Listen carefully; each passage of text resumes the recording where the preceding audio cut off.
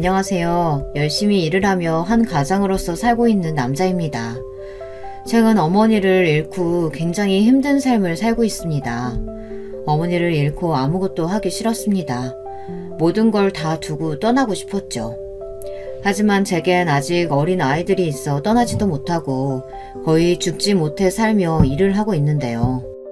그날만 생각하면 저는 손이 떨리고 마음이 아프네요.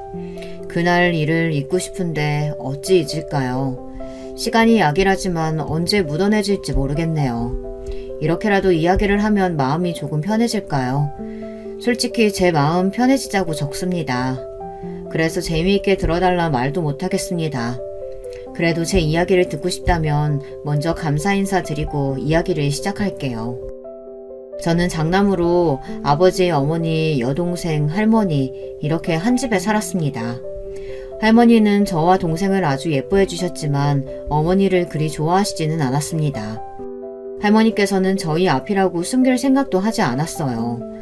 오죽했으면 어린 제가 할머니께 어머니 좀 그만 괴롭히면 안 되겠냐고 했을 정도니까요. 그런데 그날 어머니가 저 때문에 한 소리를 들어야 했습니다. 자기 이야기를 어떻게 했으면 애가 그런 소리를 하냐며 어머니에게 모진 말을 했습니다. 그 이후로는 할머니에게 어머니 이야기를 할 수가 없었습니다. 제 말이 독이 된다는 걸 알아차렸기 때문입니다. 그래서 할머니가 어머니에게 그 어떤 말을 하더라도 저희는 할 수 있는 게 없었습니다. 할 수 있는 거라곤 할머니에게 재롱을 부리는 것과 놀아달라고 떼를 쓰는 것밖에 없었죠. 그래도 다행히 효과는 꽤 있었어요. 그래서 매번 할머니에게 놀아달라고 했습니다. 근데 그걸 또 할머니는 엄마라는 사람이 얼마나 애를 못 보면 할머니에게 떼를 쓰냐며 한 소리를 하더라고요. 어렸을 때부터 그런 소리를 듣고 자라니 할머니를 좋아할 수가 없었습니다. 아무리 제게 잘해준다고 해도 저는 할머니가 너무 미웠습니다. 그만큼 저는 어머니가 너무 좋았고 제 우상이었거든요. 어머니는 굉장히 미인이었습니다. 키도 굉장히 컸어요. 어머니 키가 167 정도에서 8 정도였으니 큰 편이죠. 어머니는 이름도 고왔는데 도망간다고 결혼하고 나서 이름을 아주 못나게 바꾸기도 했습니다. 아주 어릴 때라 기억은 나지 않지만 할아버지는 어머니를 참 좋아했던 것 같습니다. 늘 다정하게 부르는 게 기억이 나거든요. 하지만 제가 할아버지의 얼굴이 기억이 나지 않을 정도로 일찍 돌아가셔서 아쉬웠죠. 일찍 돌아가셨지만 할아버지의 다정한 목소리가 기억이 나는 이유는 할머니의 구박 덕분도 있었습니다. 왜인지는 모르겠는데 할머니가 어머니에게 뭐라고 하실 때마다 할아버지의 목소리가 들렸습니다. 얼마나 듣기가 싫었으면 생각도 나지 않는 할아버지의 목소리를 떠올리려 노력했을까요? 그 뒤로 나이가 차고 나선 저도 모르게 할머니를 무시하기 시작했습니다. 할머니께는 죄송하지만 사춘기도 오고 어린 시절을 떠올리면 좋지 않은 감정들이 일어났기 때문에 어쩔 수 없었습니다. 심지어 제가 할머니를 안 좋게 생각하게 된 건 아버지의 영향도 컸습니다. 아버지는 사업 실패로 매번 술을 마시고 들어와 어머니에게 욕을 했습니다. 때리지는 않았지만 어머니에게 늘 문제라며 욕을 했고 거기에 질세라 할머니도 가세에 어머니를 못살게 괴롭혔습니다. 그러니 제가 좋아할 수 있겠습니까? 그런데 가장 큰 문제는 사춘기 때 할머니뿐만이 아니라 어머니에게도 못되게 굴었다는 점입니다. 어느 순간부터 어머니도 이해가 가지 않았습니다. 누구나 욕을 듣는다면 기분이 안 좋지 않나요? 그런데 어머니는 매번 듣고만 있으니 답답할 지경이었습니다. 그래서 어머니가 굉장히 바보 같다고 생각했어요. 이 집구석이 지긋지긋했습니다. 그래서 삐뚤어지고 말았죠. 늘 의문이 들었습니다. 우리 집은 왜 이렇게 가난하고 어른들은 왜 매번 화만 내고 서로를 잡아먹지 못해 안달이 났을까 의문이 들었습니다. 저희 집은 점점 가난해졌고 사이도 점점 나빠졌습니다. 그나마 할머니와 아버지는 사이가 나쁜 편은 아니었지만 아버지는 이제 할머니에게까지 욕을 하기 시작했습니다. 에이, 이 집구석. 어머니가 돈이 좀 더 있었으면 얼마나 좋아요. 이런 젠장. 내가 돈 많은 여자랑 결혼할 수 있었는데 니까짓 게 뭐가 좋다고 결혼을 했는지. 이런 년이 뭐가 좋다고. 어머니는 말리지 않고 뭐 했어요? 이 망할 놈아, 내가 왜 안 말렸어? 내가 그런 집안 싫다 했지? 그런데 네 놈이 죽어도 결혼해야겠다고 해서 그래서 한 결혼 아니냐? 아버지와 할머니는 늘 이런 이야기로 다투었습니다. 저는 결국 참지 못하고 집을 나갔습니다. 다른 형 누나들과도 어울리며 못된 짓도 많이 하고 다녔어요. 그 어떤 변명도 하지 않겠습니다. 저는 그렇게 방황을 심하게 했습니다. 그러다가 할머니가 돌아가시게 됐고 아버지는 고삐가 풀려 어머니와 동생을 때렸습니다. 저는 더 이상 이 집에는 희망이 없을 거라고 생각했습니다. 그래서 서울로 올라가 일을 하기 시작했어요. 일을 하면서 운동도 배우기 시작했는데 그때 제 은사님을 만날 수 있었습니다. 은사님을 만나지 못했다면 저는 아직까지도 싸움밖에 할 줄 모르는 바보로 살았을지 모르겠습니다. 은사님 덕분에 정신을 차려 검정고시를 봐 고등학교를 졸업할 수 있게 되었고 대학교 진학을 목표로 공부를 열심히 하기로 다짐했습니다. 그 전에 은사님이 부모님께 꼭 찾아가라고 해서 저는 몇 년 만에 고향으로 내려갔습니다. 처음에는 정말 용기가 나지 않더군요. 그렇게 나간 주제에 욕먹는 게 두려워 많이 망설였어요. 하지만 이때가 아니면 또 언제 찾아갈까 싶어 용기를 내 집으로 찾아갔죠. 그런데 제가 알던 집과는 다르게 생겼더라고요.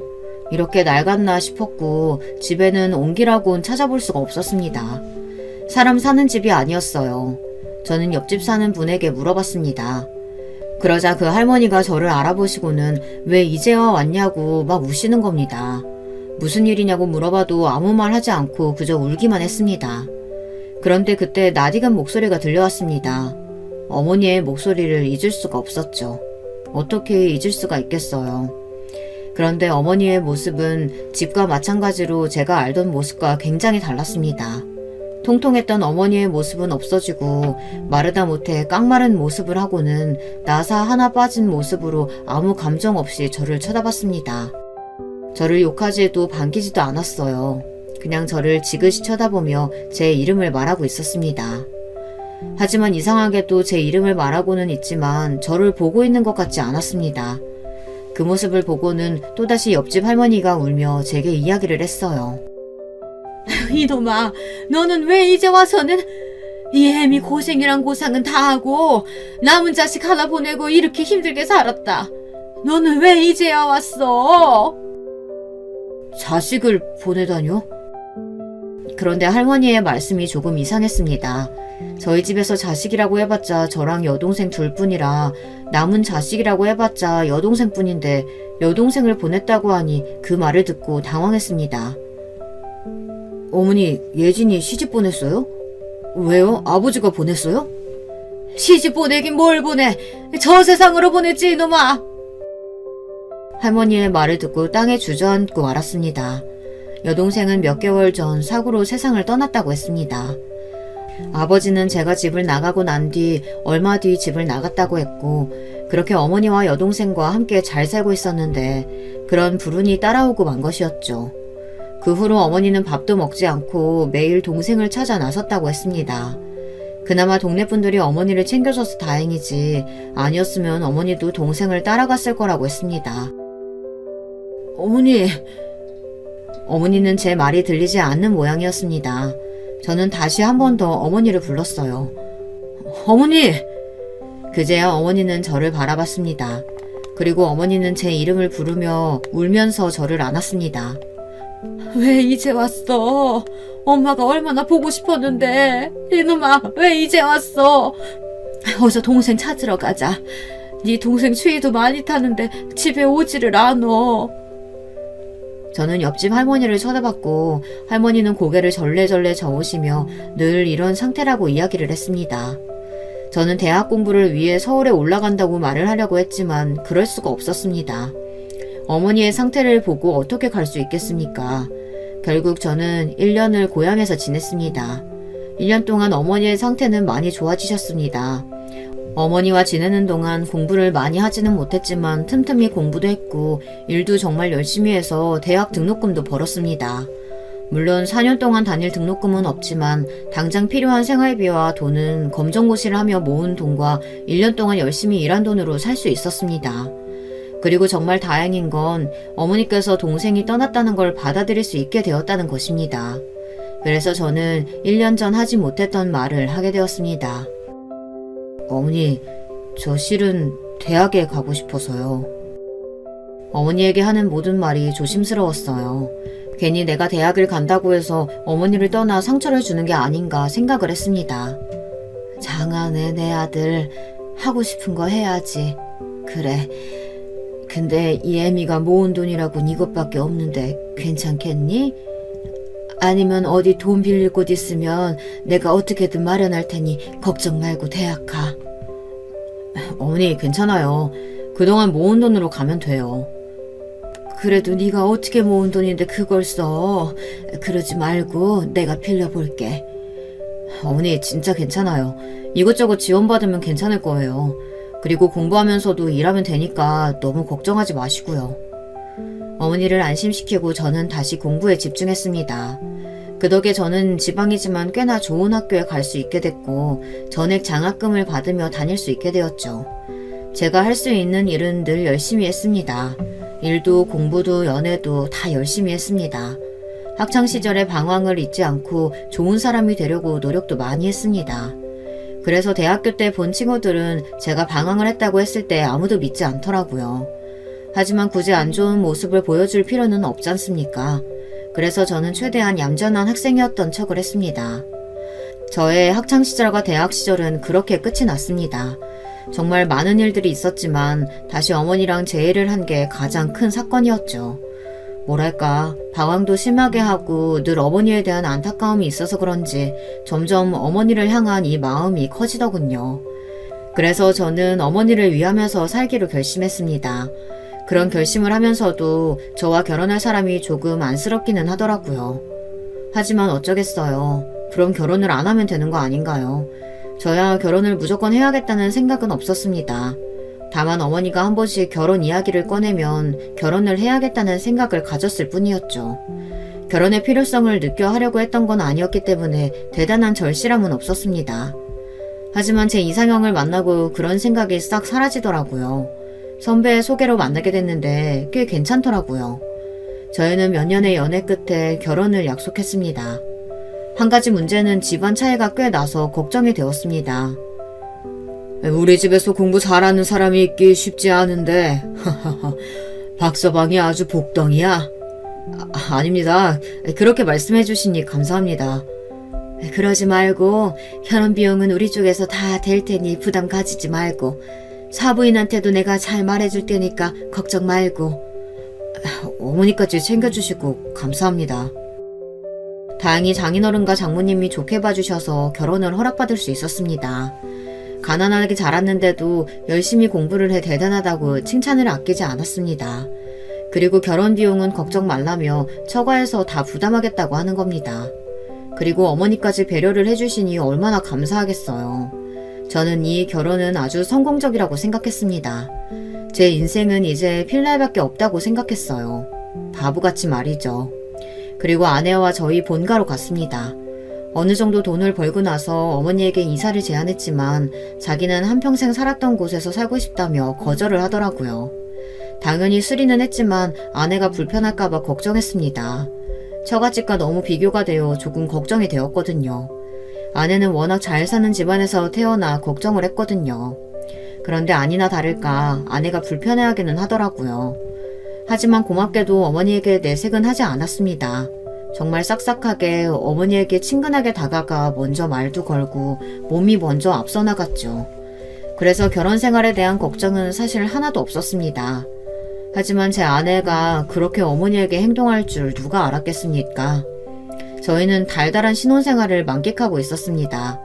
그리고 저희는 허니문 베이비로 아들을 얻게 되었죠. 더할 나위 없이 행복했습니다.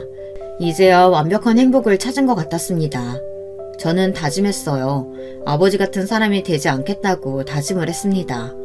그리고 어느 날 장인어른께서 제게 따로 연락이 왔습니다. 따로 전화를 할 일이 없는데 전화가 오니 괜히 불안하더군요. 그래, 박서방, 바쁜가? 아닙니다. 무슨 일 때문에? 다른 게 아니고 혹시 자네 따로 병원 차릴 생각은 없나? 내가 투자를 하지. 생각이 있긴 하지만 그래도 이 사람아, 언제 이래서 개인 병원 차리나?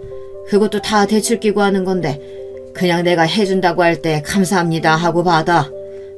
하지만 장인어른, 내가 박서방을 위한 것도 있지만 내 딸 체면을 위해서도 있어.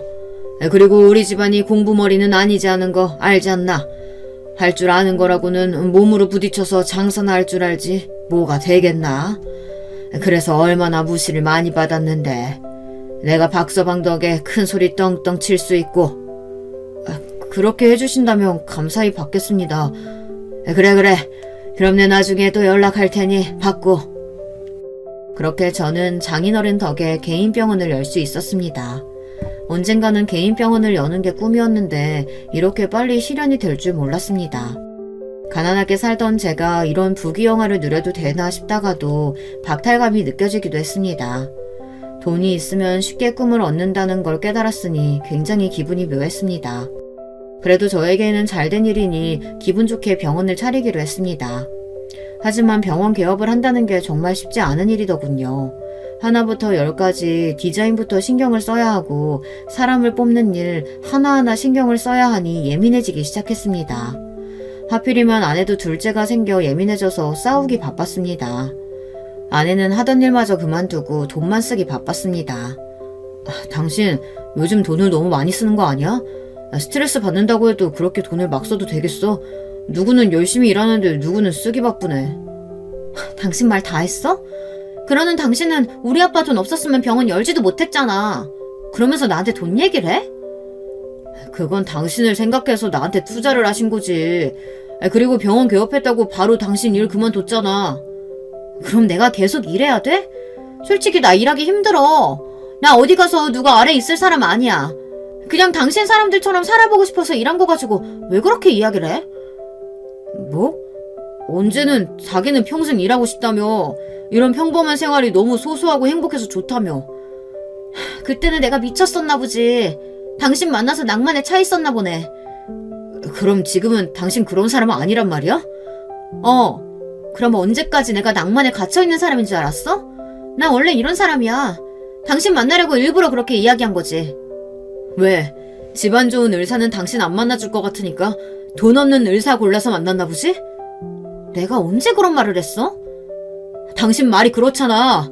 어떻게든 의사 부인 되고 싶어서 돈 없는 의사 꼬신 거 맞잖아. 왜? 그러면 안 돼? 저는 아내와의 말다툼으로 아내의 모든 걸 봤습니다. 이런 모습일 줄 알았다면 결혼을 하는 게 아니었는데 이미 후회하기에는 늦었죠. 이미 둘째도 뱃속에 있으니 누굴 탓하겠습니까? 그냥 참고 살아갈 수밖에 없었습니다. 그리고 장인어른 덕도 봤으니 제가 참아야 할 수밖에 없었죠. 하지만 저희는 점점 사이가 나빠졌습니다. 무슨 이유 때문인진 모르겠네요. 부딪히는 일이 많았습니다. 아내의 기분을 풀어보고자 열심히 노력했지만 서로 타이밍이 맞지 않았습니다. 아내의 기분이 조금 괜찮았을 때는 제가 빈정이 상해 맞지 않았거든요.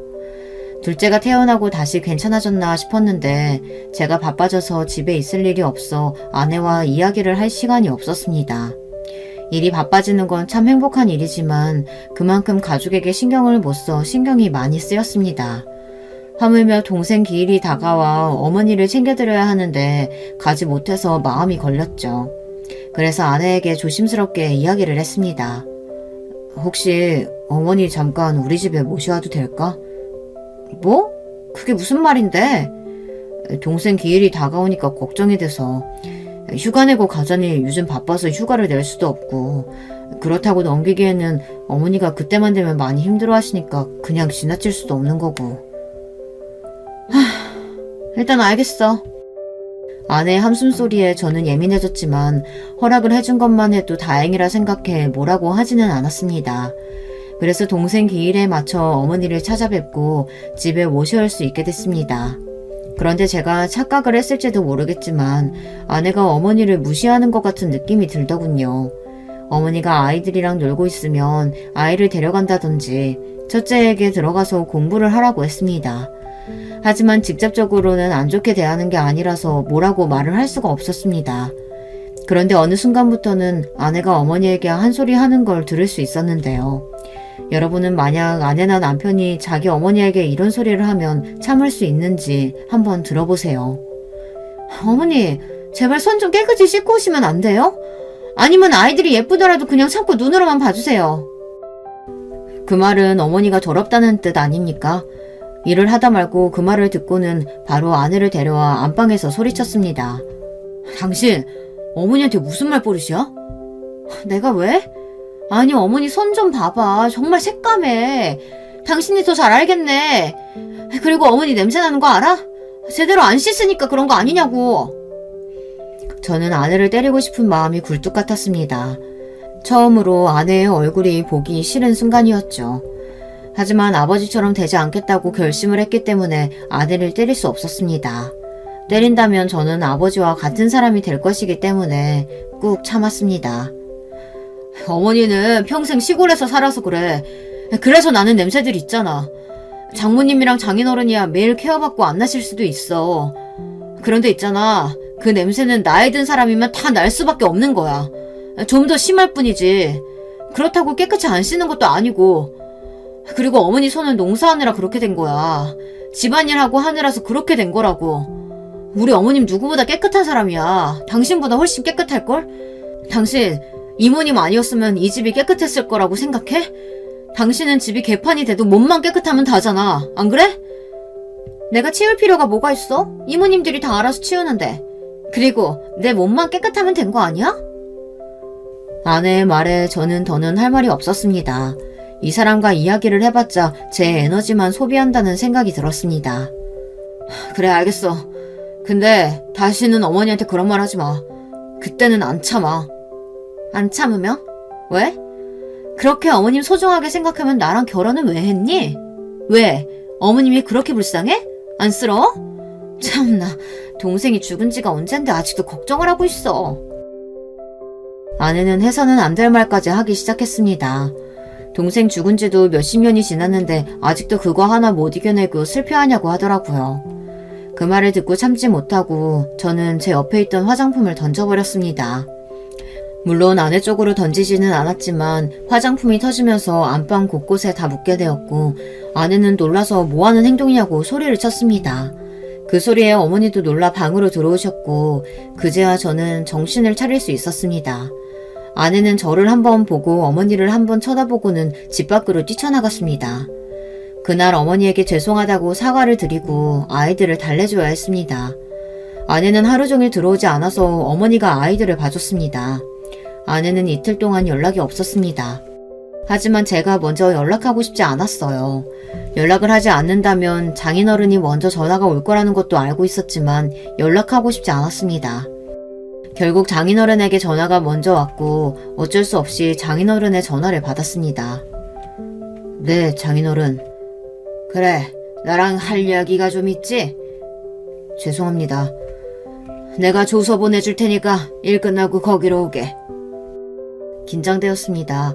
결혼을 허락받으러 갈 때보다 더 긴장됐습니다. 왔는가? 죄송합니다.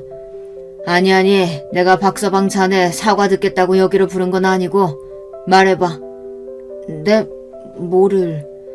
내 딸이 뭘 잘못했는지 말해보라고. 장인어른의 말에 저는 놀랄 수밖에 없었습니다. 장인어른은 분명히 아내가 잘못이 있을 거라고 판단하며 저에게 확신을 갖고 물어보셨습니다. 아내가 그 전에 얼마나 사고를 많이 쳤으면 믿음이 없을까 싶기도 하면서 괜히 나를 두고 시험하는 게 아닌가 하는 생각이 들었습니다. 저는 사실대로 이야기를 해야 할지 말아야 할지 고민을 많이 했습니다. 사실대로 이야기를 하면 과연 믿어줄까 고민이 많이 됐고 그렇다고 거짓으로 이야기하자니 왜 이제 와서 말을 바꾸냐고 이야기할까봐 거짓으로 말을 하지도 못했어요. 저는 어쩔 수 없이 모든 사실을 빠뜨리지 않고 이야기를 했습니다. 자네 말이 조금 더 신뢰성이 가네. 어떤 부분이? 아이가 오자마자 박서방이 물건을 던졌다고 울면서 들어오더라고. 하지만 내가 아는 박서방이라면 절대 먼저 그럴 일 없을 거라 얘기했네. 그랬더니 딸이 자기가 말실수를 했다고 했네. 하지만 그것도 다 자네가 잘못해서 그렇다고 제대로 얘기를 해주지도 않고 울고불고 소리만 치길래 이놈이랑은 말이 안 통할 것 같아서 자네를 불렀어. 내 어떻게 된 일인지 자초지종 설명을 듣고 싶어서 불렀지. 저도 잘한 건 없습니다. 그렇다고 바로 화를 내고 물건을 집어던졌으니 죄송합니다. 그래, 그건 분명 잘못한 거긴 한데 내가 오히려 미안하네. 딸이 워낙 곱게 자라서 애가 생각이 짧아. 우리 집도 처음부터 잘 산 건 아니라고 몇 번을 이야기했는데도 돈 걱정해본 적 없는 아이가 뭘 알겠나. 자기는 마냥 특별한 존재라고 생각하는 아이에게 뭐라고 하겠어. 에휴, 사돈이 마음고생이 좀 심했겠어. 내가 정말 미안하네. 걱정과는 달리 장인어른이 먼저 사과를 해주셨습니다. 아내가 얼마나 철부지로 살았으면 그렇게 이야기를 할까요? 장인어른까지 말이 통하지 않는 사람이었으면 앞이 막막할 뻔했는데 덕분에 마음이 누그러져서 다행이었습니다. 하지만 이런 일을 시작으로 어머니에 대한 일로 싸운 적이 한두 번이 아니었습니다. 아내는 저를 보며 답답하다고 했습니다. 바빠도 매주 어머니에게 인사를 드리러 갔고 어머니가 다치셨을 때는 모셔와서 제가 병간호를 했습니다. 이걸 다행이라고 말할 수 있을까요? 당연한 일이긴 했지만 어머니가 다쳤을 때 아내도 같이 고생을 해줬습니다.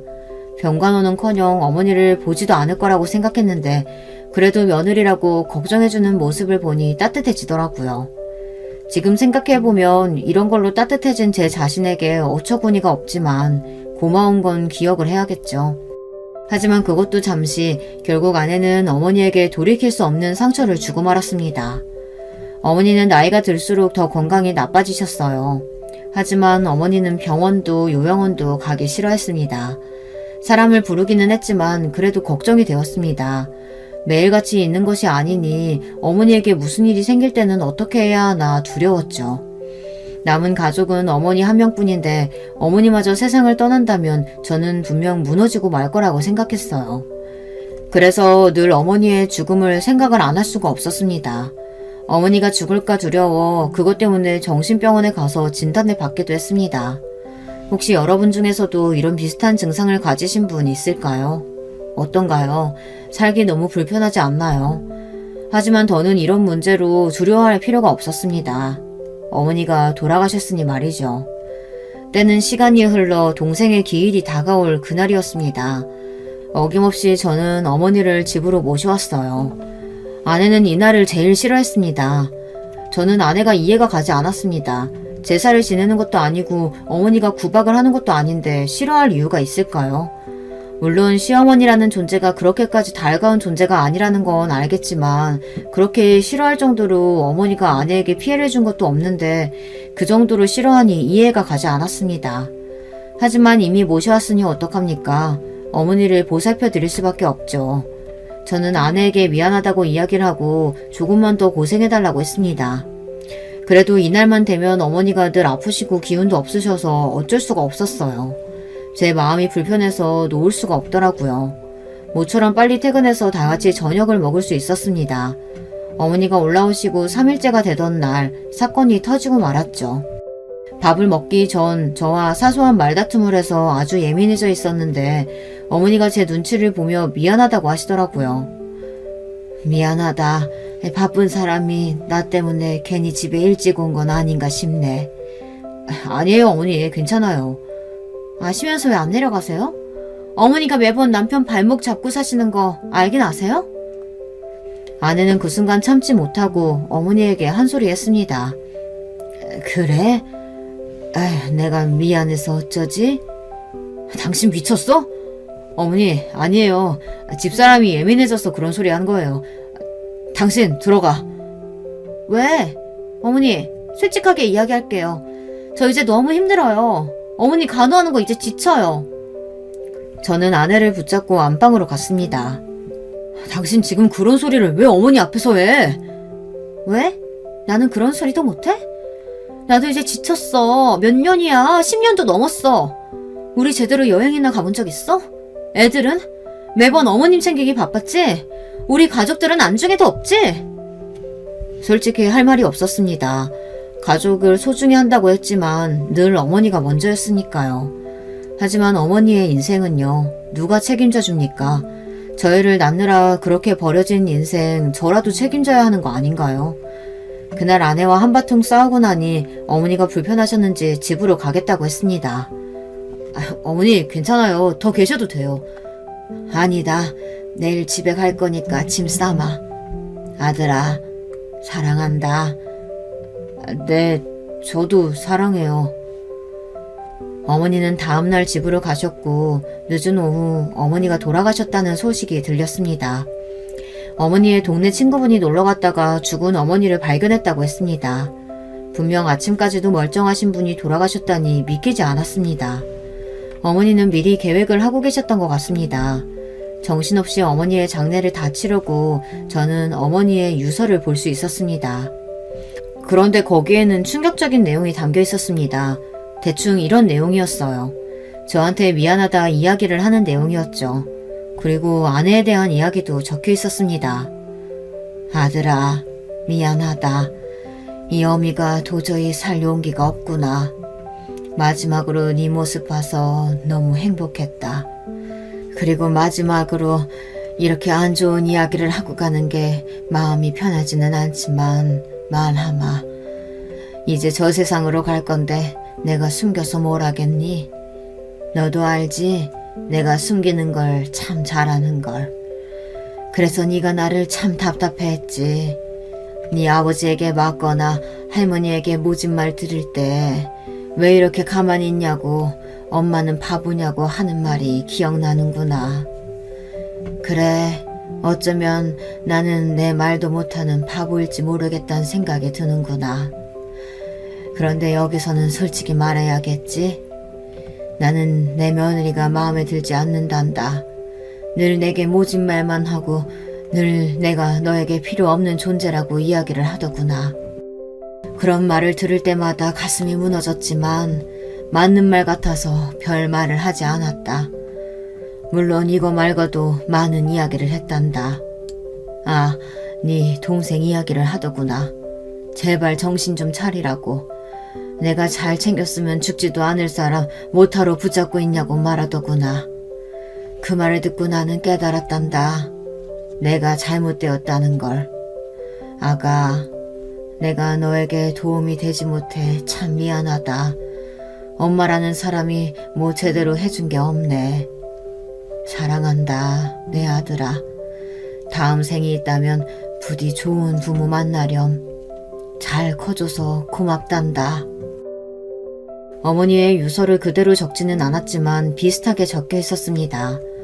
저는 어머니의 유서를 보고 이성을 잃고 말았어요. 마음의 병을 안고 온 사람에게 기름을 부어 더 부채질을 한 사람이 바로 제 아내였습니다. 저는 곧장 아내에게 가서 따졌습니다. 유서를 던지며 아내에게 소리를 쳤습니다.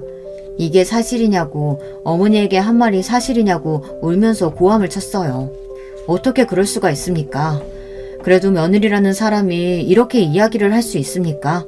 심지어 제가 저희 집 사정도 다 이야기를 했는데 그런 말이 나올 수가 있을까요? 그런데 아내는 오히려 당당하게 이야기를 하더군요. 왜? 이게 왜? 왜 나 때문인데? 당신 말 한마디 한마디에 상처받으셨잖아. 그래서 어머니가 죽었잖아. 어머님이 나 때문에 죽었다고 썼어? 아니잖아. 어머님 혼자 그렇게 생각해서 선택한 거잖아. 저는 결국 아내를 때리고 말았습니다. 때리는 순간 저는 아버지와 겹쳐 보이며 화를 참지 못했습니다. 어머니를 잃었다는 슬픔과 동시에 그토록 싫어하는 아버지의 행동을 하고 말았으니 미쳐버리겠더라고요. 저는 아무것도 할 수 없는 제 자신에게 화가 나서 벽을 있는 힘껏 그대로 내리쳤습니다. 그러자 아내가 그제야 저를 말리더라고요. 저는 아내에게 계속 소리쳤습니다. 너 때문에 어머니가 죽었어. 너 때문에. 나도 힘들었어. 아무것도 안 해서 편한 줄 알았어? 전에도 이야기했지? 당신 어머니밖에 없다고. 가족이 어머니 하나는 아니잖아. 그런데 당신은 어머니 하나밖에 없었다고. 그래서 그랬어. 어머니 볼 때마다 심사가 뒤틀렸어. 그래서 계속 모진 말이 나왔어. 그런데도 어머님은 웃고만 있더라? 그게 더 싫었어. 차라리 뭐라고 하지. 괜히 사람 나쁜 년 만드는 것처럼 자기는 좋은 사람인 척. 그게 싫었다고. 결국 저는 아내에게 이혼을 통보했습니다. 나 당신이랑 이렇게는 못 살겠다. 어머니를 죽인 사람이랑 어떻게 살아? 뭐? 이혼? 나는 못해. 그게 왜 내 잘못이야? 나는 이혼 절대 못해. 그날 이후 저는 아무것도 하지 않았습니다. 아내와 아이는 친정에 있어 넓은 집에서 저 혼자밖에 없었어요. 정말 힘들었습니다. 왜 알아차리지 못했나 저를 원망하게 됐습니다. 그리고 아내를 이해해보려고 노력했습니다. 아내 입장이 되어보려고 했지만 어머니에게 모진 말을 한 사람으로밖에 보이지가 않더라고요. 그리고 아내의 그 한마디가 어머니를 죽였을 거라는 생각에 사로잡혀 정말 죽여버리고 싶을 정도로 증오했습니다. 어느 순간부터 그랬나 싶었는데 아내는 거의 결혼 초반부터 그랬던 것 같습니다. 제가 어머니를 좀 덜 챙겼다면 아내가 어머니를 챙겼을까요? 저는 아니라고 생각합니다. 그러니까 하나밖에 없는 자식이 챙겼는데 그걸 챙겼다고 뭐라고 하니 제가 어떻게 해야 됐던 거죠? 여러분은 답을 알고 계신가요? 아니요, 답을 알아도 소용이 없습니다. 어머니가 돌아가셨으니 무슨 소용이 있겠어요. 어머니는 동생이 죽고 난 후로 늘 우울하게 살았을까요? 아니면 혹시 저 때문에 죽지도 못하고 하루하루를 고통 속에 살았을까요? 참 많은 생각이 들었습니다. 하루하루를 절망 속에서 살았습니다. 누군가에게 전화가 왔습니다. 이쯤이면 아실까요? 네, 장인어른이었습니다. 장인어른은 저희 집에 찾아왔습니다. 회와 소주 한가득을 사들고 오셨더라고요. 괜찮나? 한 잔 받게. 30분 동안 아무 말 없이 장인과 소주를 마셨습니다. 안주도 먹지 않고 장인어른이 주는 술을 마시다 보니 조금 취기가 올라오는 것 같더라고요. 그제야 저는 입을 열 수 있었습니다. 장인어른 앞에서도 이야기가 곱게 나갈 것 같지 않아 말을 하지 않았는데 술이 용기를 주더군요. 장인어른, 이혼하고 싶습니다. 그래, 들었다. 그럼 그것도 들으셨어요? 무슨 말? 아내가 어머니한테 한 말이요. 장인어른, 집사람이요. 어머니에게 이런 말을 했습니다. 필요 없는 존재라고 이야기했어요. 그리고 제 동생이 죽은 게 어머니 탓이라고도 했답니다. 그런데 왜 이렇게 힘들어하냐고 막 어머니한테 뭐라고 했대요. 미안하네. 내가 다 잘못 키웠어. 장인어른이 뭐가 미안합니까? 집사람이 미안해하지. 그런데 아내는 자기도 이유가 있었대요. 그래서 이해를 해보려고 했는데 이해가 가지 않아요. 이해를 해보려고 해도 할 수가 없어요. 그냥 미워 죽겠습니다. 저는 계속 술을 마셨고 장인어른과 오랜 시간 동안 대화를 했습니다. 장인어른은 계속 제게 사과를 했습니다. 자기가 딸을 잘못 키웠다고요. 내 딸도 놀랐을 거야. 사돈이 그런 선택을 할 줄 알았겠나? 하지만 그런 말을 한 건 분명히 잘못됐지. 그리고 자네 덕에 우리 집안 기가 살았다는 거 알고 있지? 참 고맙게 생각하네. 늘 내가 가지지 못한 것에 대한 열등감이 있었는데 그걸 자네가 채워줬어. 그래서 말인데 이제는 그만 채워도 되겠어. 병원은 그대로 가지고 크게 키워보고 원한다면 이혼을 해도 좋아. 자네 마음이 편하다면 내가 뭐라고 할 수 없지. 그런데 이거 하나만 알아주게. 내 딸도 여자였을 거야. 자네 마음의 1순위에 들어가고 싶었을 텐데 어느 순간 자기가 1순위가 아니라는 걸 깨달았을지도 모르지. 그렇다고 딸의 잘못이 없어지진 않지만 그래도 아빠로서 딸에 대한 변호를 하자면 그렇다는 거지. 용서를 해달라는 건 아니고 그냥 그럴지도 모른다는 걸 알고만 있으라는 거야. 그런데 신기할수록 그토록 이해가 가지 않았던 아내가 조금은 이해가 가기 시작하더라고요. 하지만 거기까지였습니다. 그래도 아내를 용서할 수는 없었습니다. 이혼은 아직 아닌 것 같은데 이대로는 못 살겠다. 나도 모르겠어. 그래. 아이들 잘 부탁해. 가끔 내가 아이들 보러 갈게. 당신 미안한 마음 조금이라도 있어? 그럼 내가 아무 생각이 없을까봐? 나도 그 정도 감정은 있어. 그런데 나도 어머님이 그렇게 될 줄은 몰랐어. 그냥 너무 화가 나서 그렇게 이야기한 건데. 알겠어. 그럼 연락할게. 그럼 내가 물어보자. 당신은 내가 중요했어?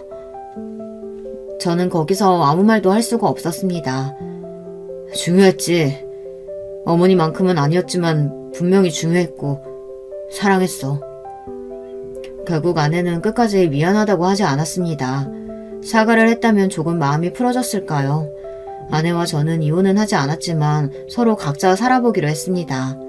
아이들은 제가 맡기로 했고 가끔 아이들이 엄마를 찾을 수 있으니 서로 연락은 하고 지내자고 했어요. 그렇게 저는 제 결혼 생활이 끝이 난 줄 알았습니다. 하지만 몇 달이 지나고 나서 누가 저희 집 문을 두드리더군요. 여보! 새벽에 당신이 왜 여기 있어? 당신 보고 싶어서. 추운데 뭐 하는 거야? 들어가. 엄마야? 엄마 여기서 다시 사는 거야? 아들은 아내를 보더니 환하게 웃으며 아내에게 안겼습니다. 순간 어떻게 반응을 해야 할지 모르겠더군요.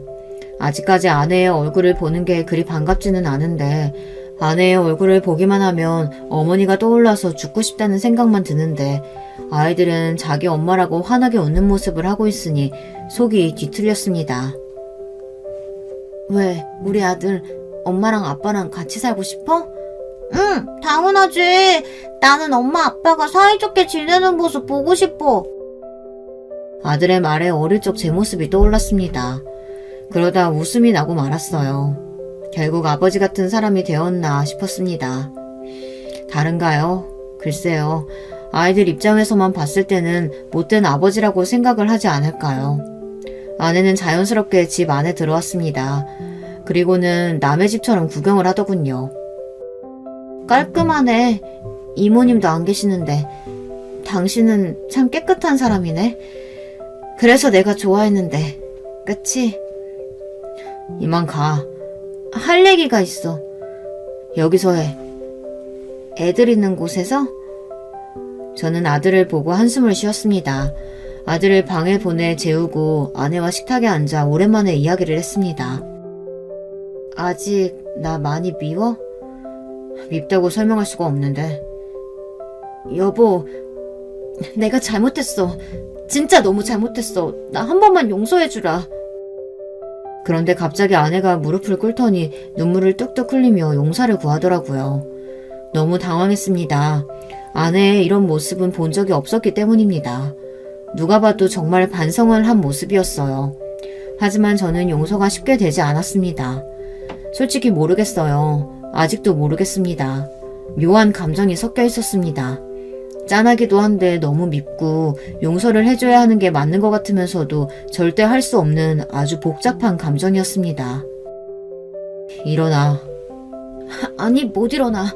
당신 용서해줄 때까지 나 안 일어날 거야. 나 진짜 반성 많이 했어. 내 말 한마디 때문에 어머님이 그렇게 힘들어할 줄 정말 몰랐어. 질투가 났어. 그래서 그렇게 이야기한 거야. 그리고 동생 이야기한 거 정말 미안해. 그 말을 하면 안 됐는데 나도 모르게 욱해서 해버렸어. 미안해. 진짜 잘못했어, 여보. 아니, 용서해달라고 안 할게. 그냥 같이 살기만 하면 안 될까?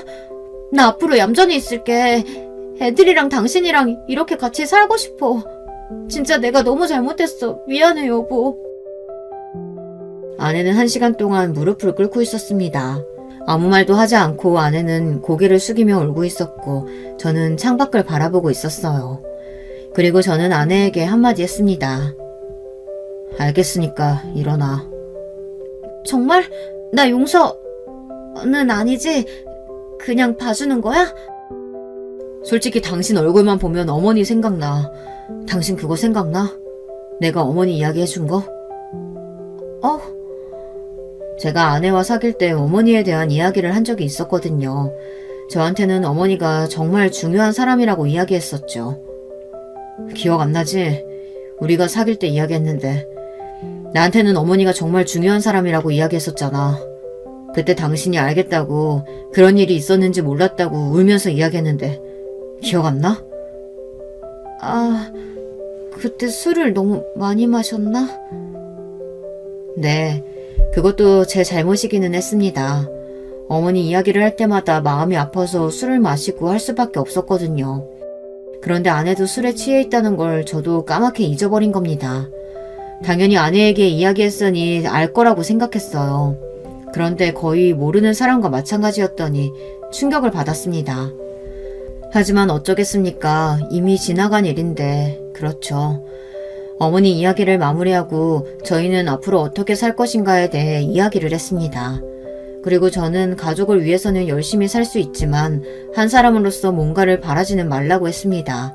가장으로서는 열심히 노력하겠지만 남자로서 해줄 수 있는 건 없다고 했죠. 아내도 수락을 했고 저희는 다시 합쳤습니다. 여러분, 이게 잘한 행동일까요? 저는 아직도 모르겠습니다. 용서를 해줘야 하는지 아니면 이혼을 해야 할지, 아직 아내를 사랑하기 때문에 이혼을 하지 못하는 걸까요? 아니면 아이들 때문에 이혼을 하지 못하는 걸까요? 어떻게 해야 될까요? 아직도 답을 찾지 못했습니다. 아니면 이대로 정말 시간이 흐르기만을 기다려야 할까요? 저도 이제는 모르겠습니다. 어머니에 대한 죄책감이 너무 심했을까요? 여러분, 제가 어떻게 해야 좋을까요? 이렇게 제 이야기는 끝이 났습니다. 이 글을 적으면 조금 시원해질 거라고 생각했는데 조금 더 힘든 건 기분 탓일까요? 다시 한번 제 이야기 들어주셔서 감사합니다. 마지막에 너무 여러분께 많은 걸 물어봤을까요?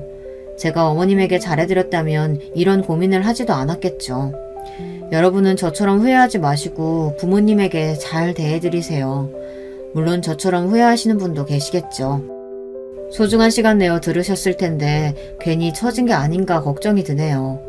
저처럼 부모님을 잃고 슬퍼한 사람들이 많을 거라 생각이 듭니다. 다들 어떻게 극복하셨는지, 아니면 아직도 슬픔을 품고 살고 계시는지요. 많은 사람들이 글을 적어주셨으면 좋겠네요. 그럼 이만 제 이야기를 마치도록 하겠습니다. 여러분, 두 번째 사연 시작하기 전에 좋아요, 구독 꼭 눌러주실 거죠? 그럼 두 번째 사연 바로 시작합니다. 제가 어릴 적부터 가지고 있던 스케치북을 보면 언제나 예쁜 드레스를 입고 커다란 왕관을 쓰고 알록달록한 화려한 부케를 든 신부가 그려져 있었어요. 다른 아이들은 연예인이니 선생님이니 여러 가지 다양한 꿈들이 생기는 것 같았지만 저는 학창시절에도 어른이 되면 하루라도 빨리 좋은 남자를 만나 결혼해서 화목한 가정을 만들고 싶었어요. 주변 친구들은 꿈이 뭐가 그렇게 평범하고 재미없냐고 했지만 어쩌면 다른 사람들에게는 너무도 당연한 일들이 제게는 전혀 시시하지 않았죠. 어린 시절부터 매일매일 눈만 마주치면 서로를 탓하며 싸우시는 부모님과 살다 보니 저는 어린 나이부터 엄마와 아빠 가운데에 껴서 양쪽 모두의 눈치를 살피는 것이 제게는 자연스러운 일상이었습니다. 저는 원래 세상의 모든 부모는 다 그렇게 매일 싸우고 사이가 좋지 않은 줄 알고 컸으니까요. 저는 그냥 단순히 제가 운이 좀 안 좋은 아이라고 생각하며 버텼습니다. 그리고 하루라도 빨리 어른이 돼서 이 집을 벗어나 저만의 새로운 울타리를 만들고 싶다고 생각했죠. 제가 사랑하는 사람과 함께 만드는 가족은 절대 지금과는 다를 거라고 매일 밤 꿈을 꾸면서요. 영화나 드라마에 나오는 것처럼 크리스마스가 되면 예쁜 트리도 함께 만들고 생일이면 가족들이 모여 케이크도 불고 노래도 부르는 그런 가족 말이죠. 제가 매일 밤 이런 상상으로 잠에 들었다는 사실을 부모님이 아신다면 제게 조금은 미안해하실까요? 아니면 이마저도 서운해하실까요? 부모님, 각자의 힘든 사정이 있다는 것 정도는 하도 귀가 닳게 들어 잘 알고 있었지만 어쨌든 제 마음속으로는 항상 그런 가정을 꿈꾸고 있었습니다. 그리고 저와 비슷한 꿈을 꾸고 있는 남자를 만나게 된다면 그때는 주저하지 말고 결혼부터 하겠다 다짐했죠. 저는 학창시절 공부나 운동은 물론이고 친구들과 어울려 다니는 것도 별로 흥미가 없었어요. 엄마가 그런 건 막상 어른이 되면 아무 소용없다는 말을 매일같이 귀에 딱지가 붙도록 하셔서인지는 모르겠지만 언제부턴간 저도 다 맞는 말 같더라고요. 그러다 보니 저는 학교가 끝나는 대로 집에 들어와 청소며 빨래를 하는 건 일상이었고 고등학교 때는 반찬까지 혼자 만들어 먹을 수 있을 정도로 실력이 늘었습니다. 그런 것도 나름 조기 교육이라고 나중에 어른이 되고 보니 나름 쓸모는 있었습니다.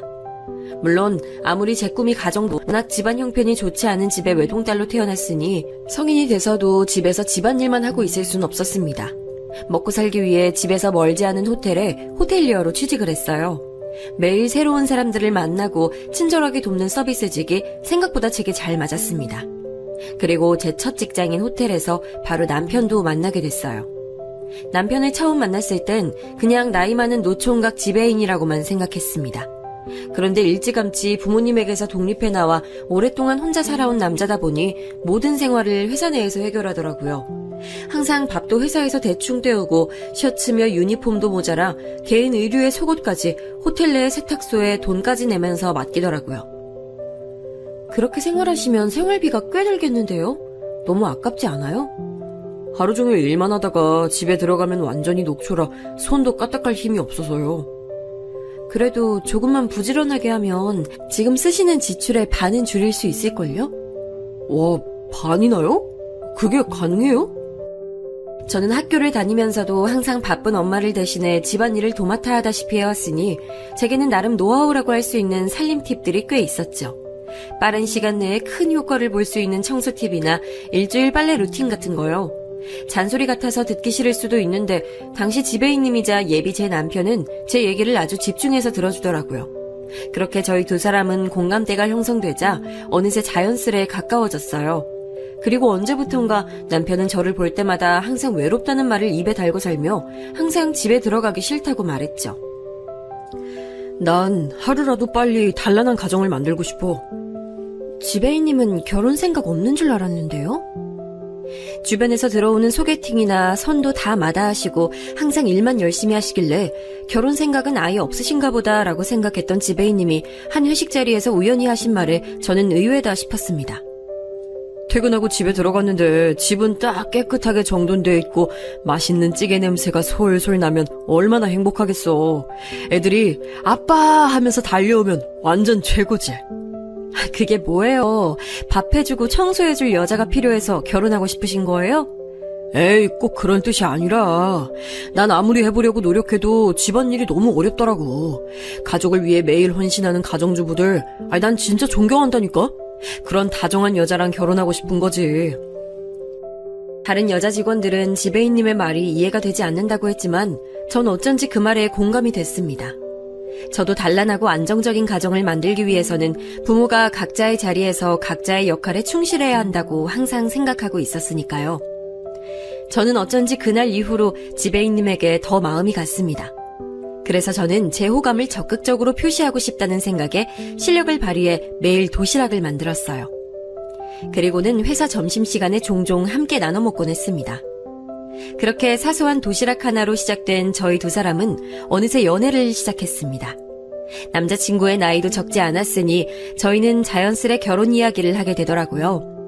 그러다 남자친구의 어머니께서 오랫동안 암으로 고생하셨다가 몇 년 전 기적적으로 완치가 되어 몇 개월에 한 번씩 서울 병원에 검사를 하러 오시는데 안 그래도 저에 대해 너무 궁금해하신다며 이번에 올라오시면 한번 인사를 드리는 게 어떻겠냐고 제 의사를 묻더라고요.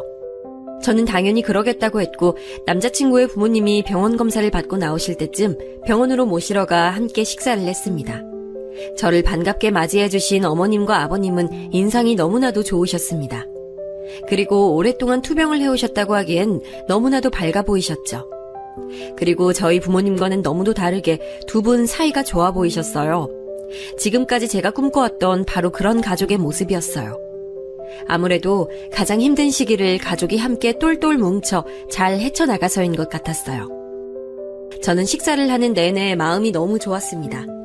남자친구의 훌륭한 성품도 다 부모님을 닮아 그런 것이라는 생각에 이 남자에 대한 확신이 섰죠.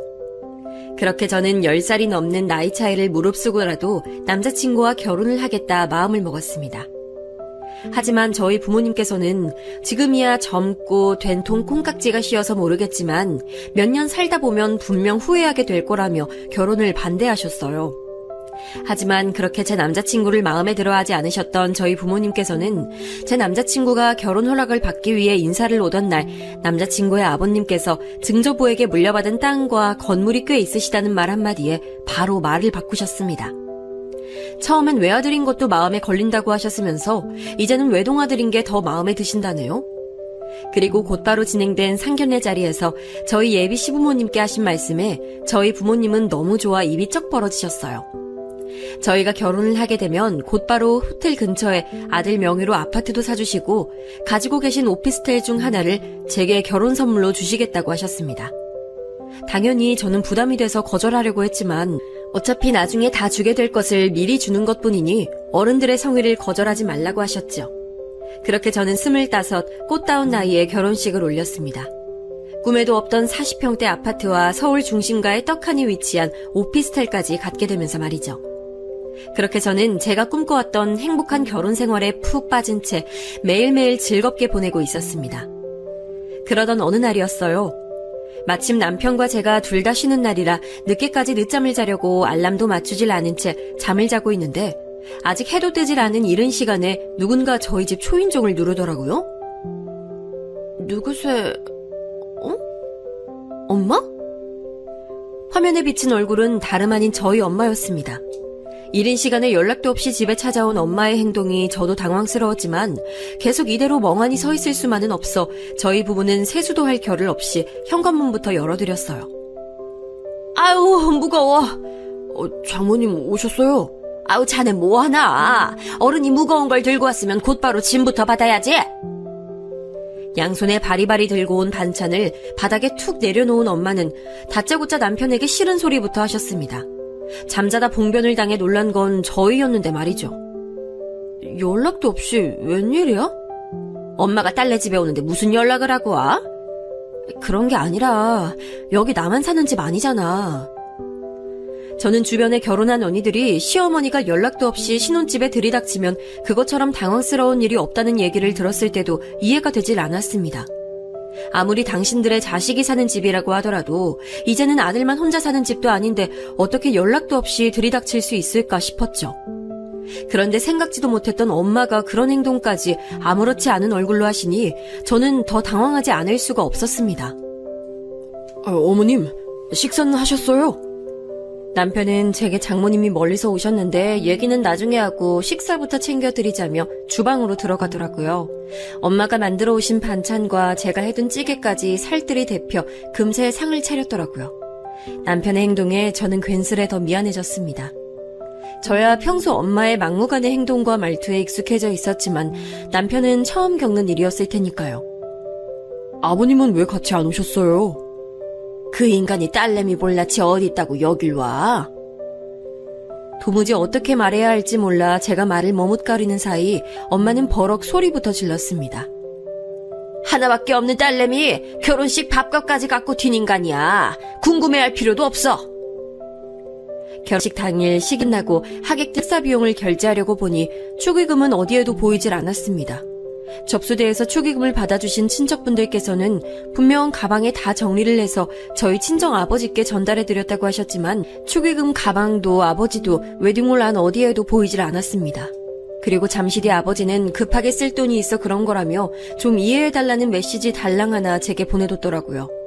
원래부터도 자기 멋대로인 거야 진작부터 잘 알고 있었지만 이렇게까지 할 거라고는 생각지도 못했습니다. 이런 사실을 남편에게 말해야 하나 말아야 하나 신혼여행을 하던 중에도 내내 저는 고민이 많았지만 생각하면 생각할수록 얼굴이 뜨거워질 정도로 너무 창피해서 남편에겐 도저히 말을 꺼낼 수가 없더라고요. 내가 정말 네 아버지 때문에 못 산다니까. 아이 다 늙어서 사업은 또 무슨 사업을 한다고. 그때까지만 해도 엄마가 아침부터 신혼집에 들이닥치신 이유가 아빠 때문에 속상한 마음을 하소연할 곳이 필요해서였나 보다 싶었는데 알고 보니 그 이유만으로 오신 것 같진 않더라고요. 뜬금없이 저희 시부모님께서 주신 오피스텔 얘기를 꺼내시더라고요. 근데 그 오피스텔 엄청 올랐다더라. 너 알고 있었어? 안 그래도 얼마 전 시아버지께서 오피스텔 가격이 말도 안 되게 부쩍 올랐다고 하시며 우리 며느리가 복이 많아 그런 것이라고 하셨다고 남편이 말하자 엄마는 남편의 말에 기다렸다는 듯 덥석 무조건 아파트부터 사라고 부추기시더니 그 집에 자신이 들어가서 살면 안 되겠냐고 하셨습니다. 저는 원래 제 것이 아니었고 시부모님께서 주신 것인데 엄마가 제멋대로 말씀하시는 게 이해가 되질 않아 남편 보기 민망했습니다. 그래서 아직 결정된 게 없다고 저는 딱 잘라 말했어요. 아이고 그 고생해서 키워놨더니만 기껏 한다는 소리 봐라. 안 그래도 이쯤 되면 꼭 나오는 엄마의 전용 레퍼토리가 왜 안 나오나 했습니다. 제가 조금이라도 서운한 소리를 하면 항상 래퍼라도 된 것처럼 다다다다 쏟아내는 엄마 전용 대사가 있었거든요. 저를 낳고도 산후조리 한번 제대로 하지 못한 채 저를 포대기로 등 뒤에 업고 남의 집 파출부 일을 해주러 다니기까지 했다는 이야기를 시작으로 국밥집, 족발집 할 것 없이 서울 시내의 식당이라는 식당은 자신이 다 설거지를 해주러 다녔다는 이야기까지 나와야만 이야기가 끝이 났습니다. 저는 그날 엄마가 돌아가신 후에도 은근 남편의 눈치가 보였습니다. 하지만 남편은 누가 봐도 좋은 남자였습니다. 요즘은 남자들도 다 야가서 잘나가는 처갓집을 바란다던데 저희 남편은 아무것도 가진 것 없이 가난하기만 한 저를 있는 그대로 사랑해줬죠. 심지어 제가 봐도 부족하기만 한 저희 부모님까지도 다 이해해주면서요. 저는 지금까지 살아온 중에 남편과 함께한 이 몇 개월이 제게는 가장 안정적이고 행복한 시간이었습니다. 남편과 함께 있으면 아무 걱정이 없었거든요. 결혼하기 전에는 매일매일이 너무도 숨이 막혔으니까요. 자유로운 영혼의 소유자였던 아버지 같은 남자와 평생을 살다 보니 누구보다도 억척스러워지신 어머니, 두 분 다 제가 너무도 사랑하는 제 유일한 가족이었지만 때론 어린 제가 감당하기엔 버거웠어요. 아버지는 저와 어머니를 너무도 사랑한다고 하시면서도 가장의 의무보단 자신의 행복이 먼저인 사람이었죠. 한 번은 중학교 때 있었던 일입니다. 저는 급식비를 내지 않았다는 이유로 교무실에 불려간 적이 있었어요. 오늘 당장 집에 가서 부모님께 말씀드려. 급식비 안 내면 내일부터 점심 못 먹는다고. 저는 너무 창피해서 집에 오자마자 아빠를 붙잡고 울먹였습니다. 내일까지 꼭 급식비를 내야 한다고요. 안 그러면 나만 급식을 못 먹게 생겼다고요. 그런데도 저를 그렇게 사랑한다던 아버지는 어린애 달래듯 제 입에 작은 사탕 하나를 물려주시고는 커다란 가방에 짐을 싸고 계셨습니다. 아빠가 이번에 가면 돈 많이 벌어올게. 뭐야, 아빠 또 어디 가? 우리 딸, 아빠 꿈이 뭔지 알지? 아빠 꿈? 비행기 타는 거? 그래, 우리 딸도 미국 알지? 미국은 우리나라보다 엄청 부자야. 아빠가 거기 가서 돈 많이 벌어올 테니까 엄마 말 잘 듣고 있어. 그럼 내 급식비는? 미국이고 뭐든 간에 저는 지금 당장 제 급식비가 훨씬 더 급했습니다. 당시에도 몇만 원밖에 하지 않던 급식비도 주지 못하는 아빠라는 사람이 도대체 그 먼 미국까지 가서 무슨 돈을 벌겠다는 것인지 그 어린 나이에도 저는 말이 되지 않는다고 생각했습니다. 그리고 결국 미국에 다녀온 아빠는 돈을 벌어오긴커녕 이상한 브로커에게 속아 빚만 잔뜩 지고 얼마 되지 않아 한국에 들어오셨습니다. 엄마는 그 많은 빚을 갚기 위해 지금까지도 평생을 쉬지 않고 일만 하셨고요. 해주는 것도 없이 매일 걱정하지 말아라, 금방 다 잘 될 거다라는 식의 말만 대충 하고는 항상 도망치듯 사라져버리는 아빠를 엄마가 충분히 욕할 만하다고 생각했어요. 남편은 제가 한 번씩 제 어릴 적 얘기를 들려주면 제게 고생이 많다며 저를 꼭 안아주곤 했습니다. 그리고는 앞으로는 평생 행복하기만 해주겠다는 말도 해줬죠. 그런 말을 들을 때마다 저는 마음에 잔뜩 쌓여있던 울분이 가라앉는 느낌이 들곤 했어요. 그리고 저도 남편에게 그런 좋은 아내가 되어주기로 마음먹곤 했죠. 저희 부모님처럼 서로 원망만 하는 부부가 아닌 서로를 위해 힘이 되어줄 수 있는 부부가 되기로요. 그런데 또다시 일이 제가 원하지 않는 방향으로 흐르고 있었습니다. 남편이 물론 편하게 자주 들르라곤 했지만 언제부턴가 엄마는 시도 때도 없이 저희 집에 연락도 없이 들리곤 했습니다.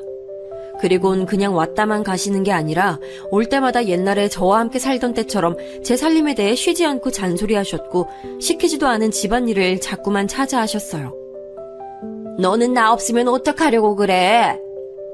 이야기의 끝은 항상 이런 식이었습니다.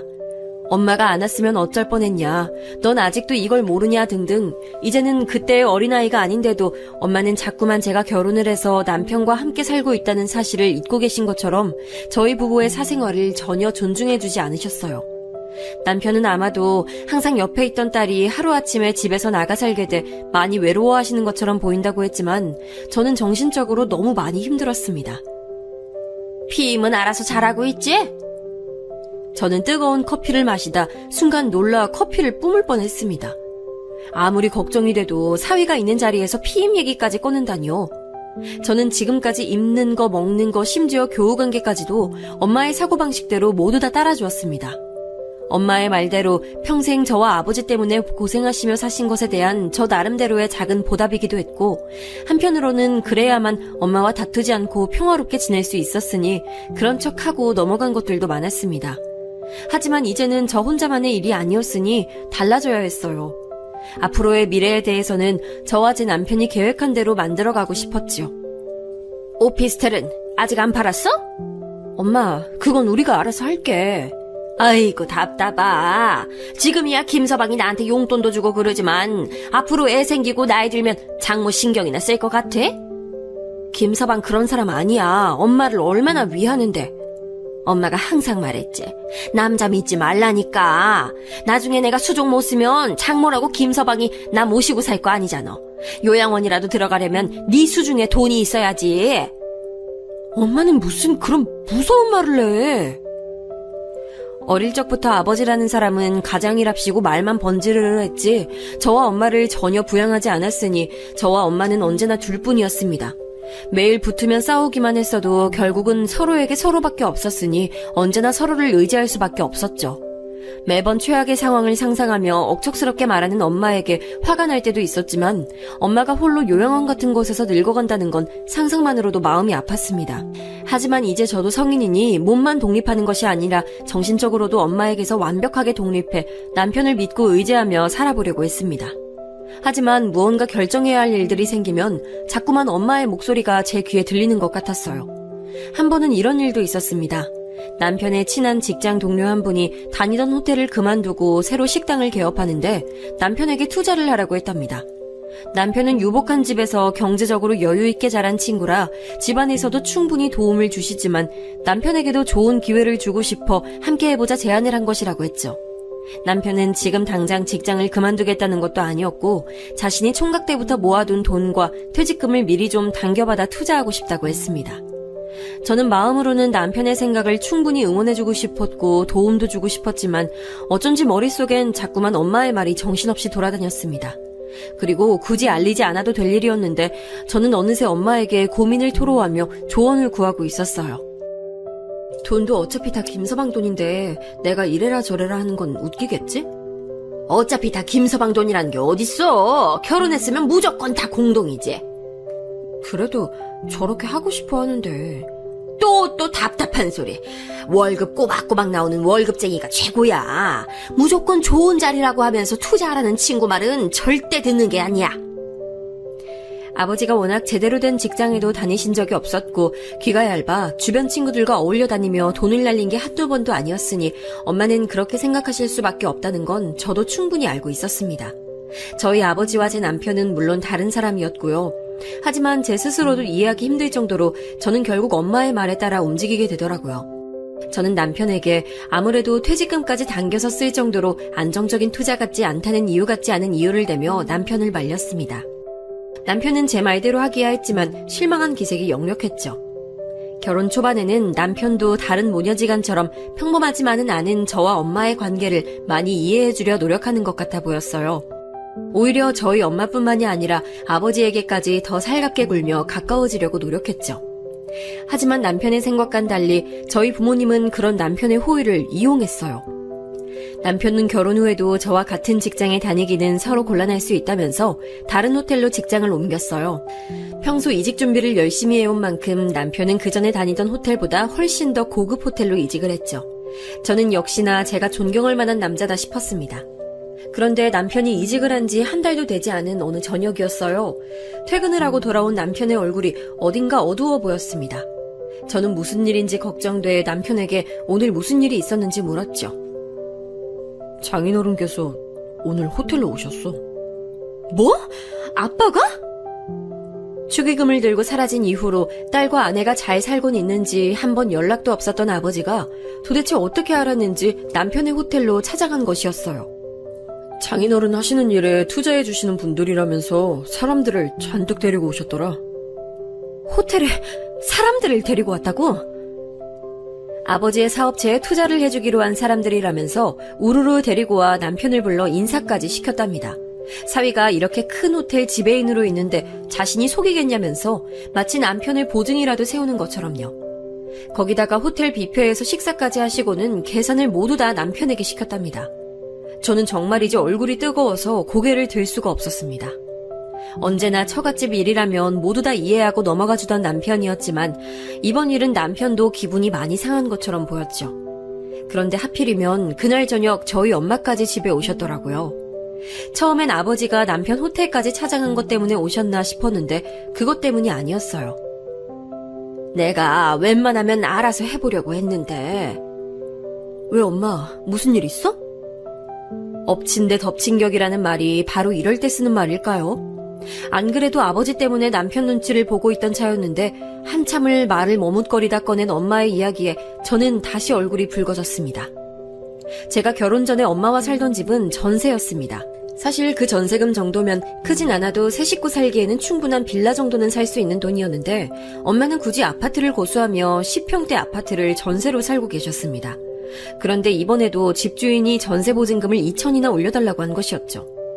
전에는 제가 직장 담보로 대출을 받아 올려주기라도 했었는데 이제는 제가 분가를 해 나왔으니 엄마가 식당에서 일해번 돈을 가지고는 보증금을 올려주기에는 턱없이 부족한 게 당연했습니다. 그리고는 엄마는 또 제 오피스텔 얘기를 꺼내셨어요. 바짝 올랐을 때 팔아야 하지 않겠냐면서요. 저는 도무지 남편 볼 낯이 없어 우선 급하게 엄마를 돌려보냈습니다. 장인어른께서는 투자자들까지 데리고 호텔 뷔페까지 드시러 다닐 정도인데 어머님은 보증금도 없으신 거야?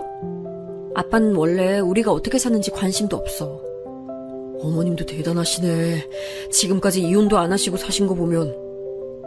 남편의 말 한마디 한마디가 제 가슴에 꾹꾹 박혔습니다. 저를 이런 식으로 대한 적은 단 한 번도 없었는데 남편도 역시나 마음이 많이 상한 것 같았습니다. 어머님 집 전세금 이번엔 내가 도와드릴게. 하지만 조건이 있어. 남편이 말한 조건은 바로 오피스텔을 정리하는 일이었습니다. 앞으로 아이도 갖게 될 테고 우리 상황에서 아이를 낳으면 천상 제가 일을 그만둬야 하는데 그때를 대비해 투자 명목으로 오피스텔을 팔아 작은 평수라도 아파트를 사서 갖고 있자는 것이었습니다. 명의는 당연히 제 명의로 할 테니 처갓집에는 얘기하지 말라는 것이었죠. 물론 저도 남편 마음을 모르는 건 아니었지만 그래도 저는 엄마에게 비밀로까지 해야 한다는 게 뭔가 찝찝해서 오피스텔도 충분히 오르고 있는데 굳이 팔아야 하냐고 물었습니다. 그러자 남편은 안 그래도 시아버지께서 이제 오피스텔은 오를 만큼 다 올랐으니 앞으로 투자 가치가 좋은 아파트를 미리 봐놓으셨다며 그쪽으로 갈아타라고 하셨답니다. 만약 부족한 부분이 있으면 언제든 도와주겠다고 하셨다면서요. 더 이상 저는 남편에게 토를 달 수가 없었습니다. 역시나 시부모님은 저희 부모님과 모든 면에서 달랐으니까요. 저희 부모님은 사위가 좋은 호텔에 취직을 하면 축하한다는 말보다도 어떻게 하면 비싼 뷔페나 얻어먹을까 하는 생각을 하거나 사돈댁에서 딸에게 결혼 선물로 준 오피스텔마저 호시탐탐 노리고 있는데 시부모님은 지금까지도 충분히 많은 것들을 해주시고도 언제나 자식에게 뭐가 이로울지 생각하시고 어떻게든 도움을 주시려 하셨으니까요. 미안해요. 결혼 전에는 그래도 내가 있어서 좀 나았는데 이제는 엄마 혼자 다 해결하려고 하니까 아무래도 힘드신가 봐. 이건 뭐 꼭 내가 당신을 뺏어오기라도 한 것 같네. 언제나 제 곁에서 커다란 버팀목이 되어줄 것만 같았던 남편마저 어머님이 얼마나 힘드시면 여기까지 찾아오셨겠냐 말은 그렇게 하면서도 얼굴에는 불편한 기색이 역력했습니다. 저는 자꾸만 화가 끌어올라 결국 참지 못하고 다음날 곧바로 엄마를 찾아갔죠. 제게 따로 이야기하면 될 걸 뭐하러 결혼한 지 얼마 되지도 않은 사위가 있는 앞에서 굳이 그런 얘기까지 하느냐고 따져 물었어요. 그런데 엄마는 평소 그렇게 아버지 욕을 달고 사셨으면서 점점 닮아가는 것인지 갑자기 뻔뻔하게 굴기 시작했습니다. 결혼식 때 식비도 없어서 카드 3장을 돌려가며 계산하는 걸 뻔히 다 봤는데 너한테 무슨 돈 얘기를 하니? 그게 내 잘못이야? 축의금은 아버지가 가지고 도망갔지? 지금까지 내가 일해서 벌어놓은 건 엄마랑 살면서 생활비로 다 썼잖아. 아이고, 네 월급 그거? 얼마나 된다고 생색이야. 그리고 지금까지 엄마 혼자 벌어서 너 키운 건 그건 뭐 다 공짜였냐?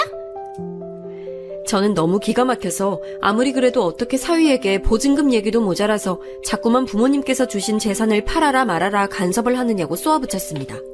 그랬더니 엄마는 제 말에 또 버럭 소리를 내지르며 사위도 자식인데 그럴 수 있는 거 아니냐며 눈시울을 붉혔습니다. 아무리 남자가 그렇게 좋아도 그렇지 제가 결혼하자마자 너무 많이 바뀌었다면서 서운하다고 하시면서요. 제가 생각이 짧았습니다. 결혼만 하면 부모님에게서 벗어나 헐헐 제멋대로 살 수 있을 거라 생각했는데 현실은 너무도 달랐습니다. 오히려 제 짐을 남편에게까지 나눠준 셈이 돼버렸죠. 결국은 남편의 도움으로 엄마가 사시던 집에 보증금이 해결됐습니다.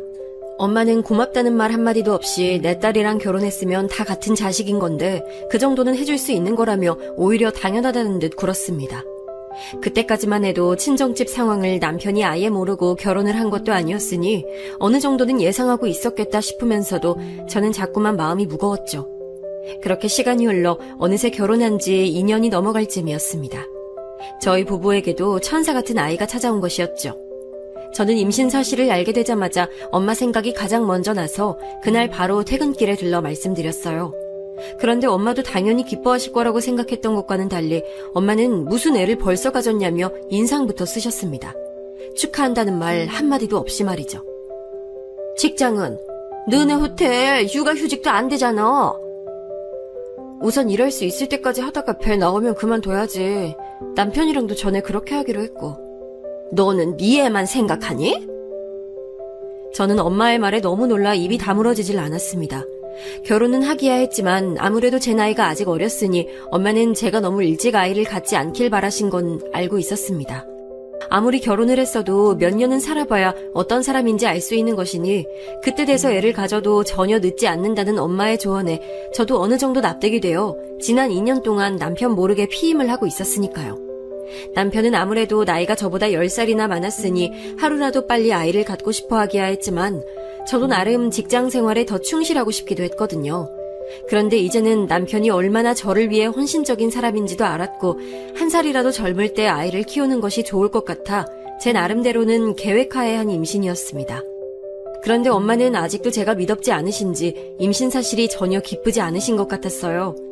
그리고는 어릴 때 덥석 애부터 가져서 지금까지 고생하는 엄마를 보고도 너는 그렇게 애가 갖고 싶었냐는 말로 시작해 네 창창한 미래도 이제 끝이라는 말로 사람 가슴에 쿡쿡 못을 박더군요.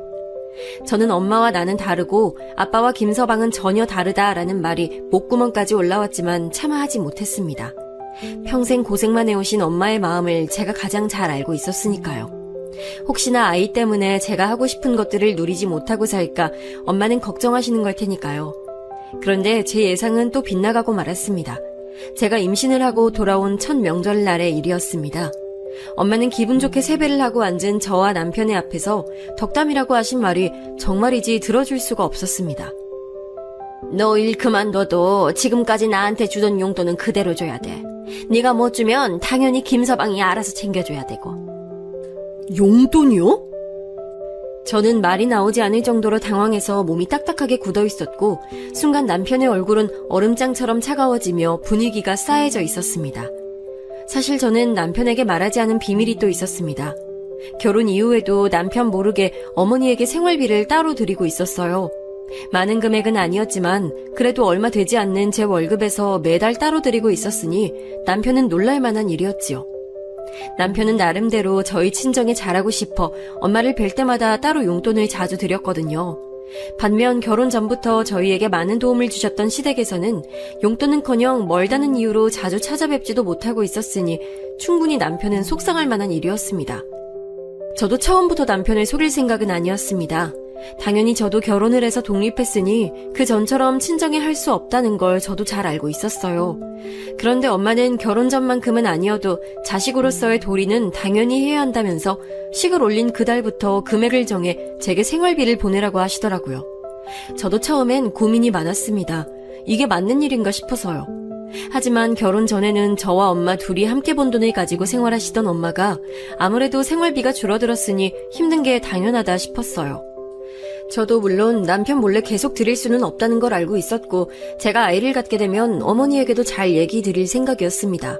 하지만 제 모든 얘기가 남편의 입장에선 변명으로밖에 들리지 않는 건 당연한 일이었죠. 그날 이후 남편은 제게 실망이 이만저만이 아닌 것 같았어요.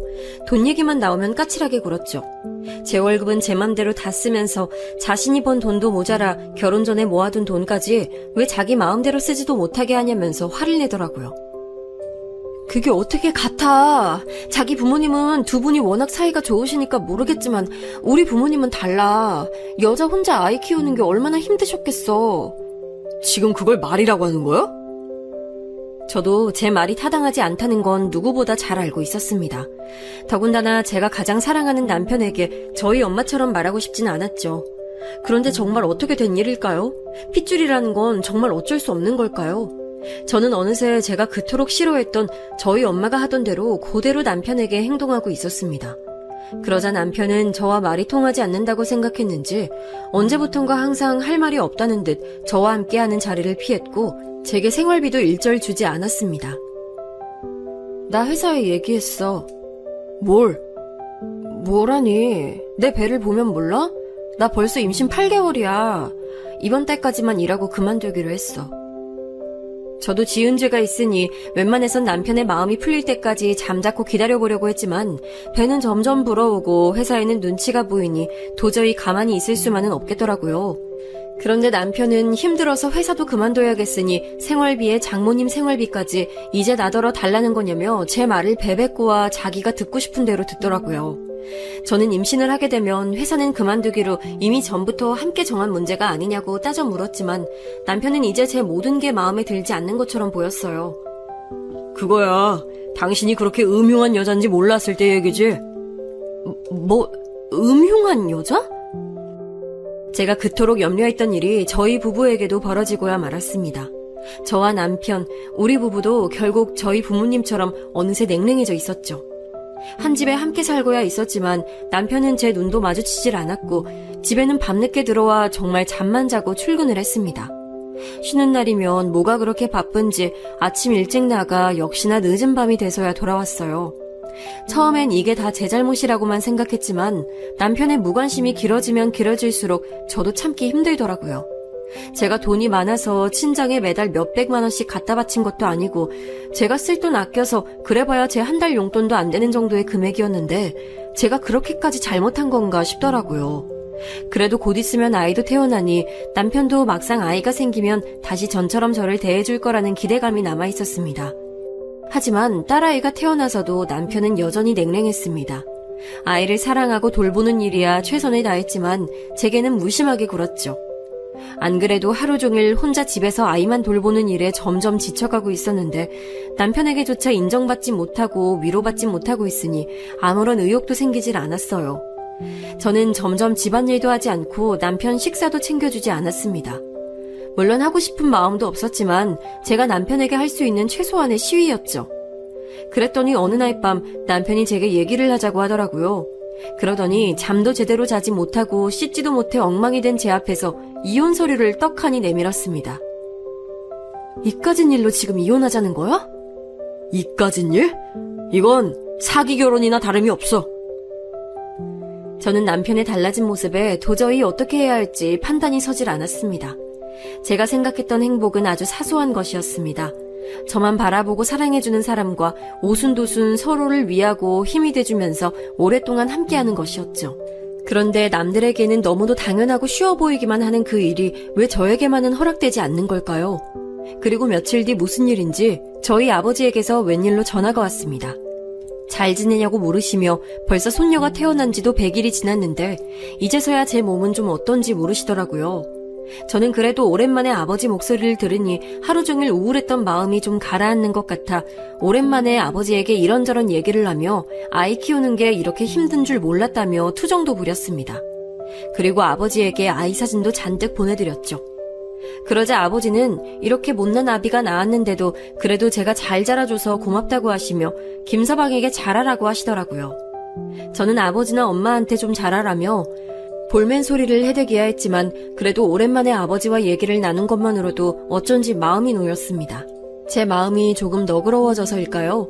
그날 이후 남편의 행동도 어딘가 달라져 있었습니다. 이혼 얘기도 꺼내지 않을 뿐더러 집에도 일찍 들어와 제 걱정도 해주더라고요. 저는 부부싸움은 칼로 물베기라고 했으니 저희도 위기를 잘 넘겼나 보다 싶어 마음을 좀 놓고 있었습니다. 그리고 이제 이 이상은 제가 상처받을 일이라고는 없을 줄 알았죠. 그런데 아주 제 가슴에 대못을 박아버릴 만한 사건이 저를 기다리고 있었습니다. 갑자기 집에 찾아오신 엄마가 다급한 목소리로 김서방을 찾아댔습니다. 제가 아직 남편이 들어오지 않았다고 하자 엄마는 큰일 났다며 바닥에 주저앉아 울먹거리셨어요. 왜 그래? 무슨 일인데? 네 아버지 또 사고 쳤어. 저는 아버지가 어디 사고치는 게 하루 이틀 일이냐 애써 너스레를 떨었지만 어쩐지 엄마의 표정이 이번 일은 분명 심상치 않아 보였습니다. 아버지는 제멋대로 사업을 벌여놓은 것도 모자라서 주변 사람들한테 투자 목적으로 받은 돈까지 다 날리게 되자 결국은 사채까지 손을 벌려 엄마가 일하는 식당까지 웬 깡패 같은 놈들이 들이닥쳤답니다. 아빠는 지금 어디 있는데? 지가 다 알아서 해결한다는데 그 인간이 언제 한번 지 손으로 해결한 적이 있었니? 자신이 다 알아서 책임진다는 말도 안 되는 큰 소리는 쳐놓고 아버지는 연락도 받지 않고 있다며 엄마는 노발대발하셨습니다. 앞으로 어떻게 하냐면서요. 저는 제품에 새근새근 잠들어 있는 딸아이의 얼굴을 가만히 들여다보았습니다. 도대체 이 일을 어떻게 해야 할지 몰라서요. 김서방한테 전화해봐. 언제 오는지. 엄마는 애꿎은 김서방만 찾고 있었습니다. 저는 김서방이 와도 전혀 달라지는 거 없으니 기대하지 말라고 말했습니다. 왜 방법이 없어? 네 오피스텔 있잖아. 저는 오늘은 또 왜 그 오피스텔을 안 찾나 했습니다. 이제는 오피스텔이 아니라 아파트가 된 것도 모르고 말이죠. 저는 우선 놀라 더 정신없어지신 엄마를 애써 진정시키고 내일 다시 이야기하자고 했습니다. 제가 어떻게 된 상황인지 자세히 좀 알아보고 연락드리겠다고요. 그날 밤 남편이 들어오는 소리를 듣고도 저는 모르는 척 방에서 나오지 않았습니다. 이제야 남편과의 사이가 좀 나아졌다고 생각하고 있었는데 또 내일이면 그에게 비밀이 생겨버릴 테니 도저히 아무렇지 않은 얼굴로 남편을 대할 수 없을 것 같았습니다. 저는 다음날 아침이 되자마자 그 길로 아이를 안고 은행에 가 제 명의로 되어 있는 아파트를 담보로 대출을 받았습니다. 그리고 엄마가 말한 사채업자 사무실로 찾아갔죠. 그런데 생각지도 못한 일이 일어나 있었습니다. 건물 앞에 익숙한 차 한 대가 세워져 있더라고요. 바로 제 남편의 차였습니다. 여보? 남편은 저를 보자마자 놀라 바로 조수석을 바라보더라고요. 제 눈도 남편의 시선을 따라 조수석으로 향했습니다. 아빠! 남편의 차 조수석에는 다름 아닌 저희 아버지께서 타고 계셨습니다. 저는 아버지를 발견하자마자 차로 다가가 이게 도대체 어떻게 된 일인지 따져 물었습니다.